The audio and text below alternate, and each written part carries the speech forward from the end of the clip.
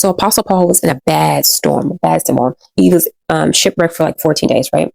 But he ended up on an island called Malta, and the people received him fairly well. And he gets on the island, and he wants to make a fire, right? And it says that Paul gathered a pile of brushwood, and as he put it on the fire, a viper, driven out by the heat, fastened itself on his hand. So he got bit on his hand by a viper. Vipers are venomous. It usually takes between an hour or several days for you to die, but the venom will be able to take effect and start crippling you before that, right? So check this out. Listen. And when the islanders saw the snake hanging from his hand, they said to each other, "This man must be a murderer, for though he escaped from the sea, the goddess Justice has not allowed him to live."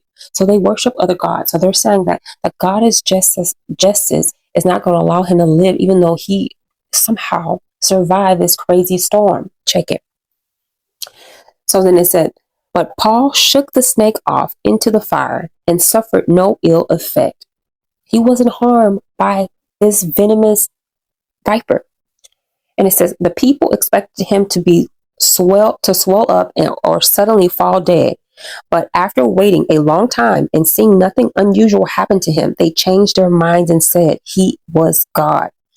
Okay, so they saw that he was bit by the snake and he did not die. So they're like, wow, you must be a god, because how did the goddess of justice not take you out? How are you still alive? All right.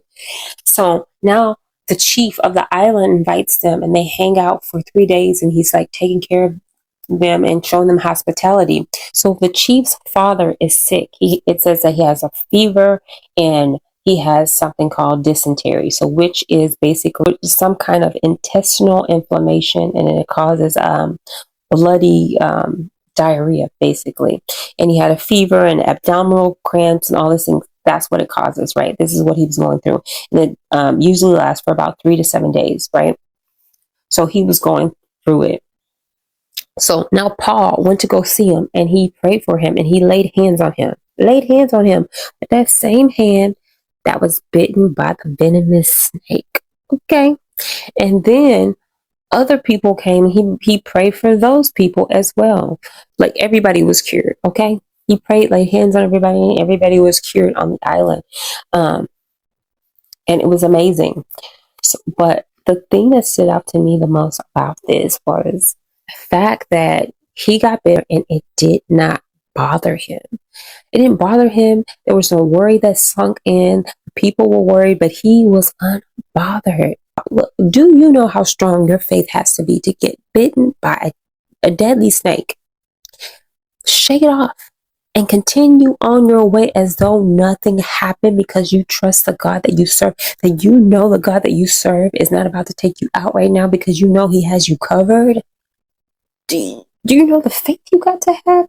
Look, Paul had faith, great faith. Listen, and not only that, I thought it was interesting because the process in which anti-venom is made, they use sheep's blood. What they do is they inject small amounts of venom into a sheep, right?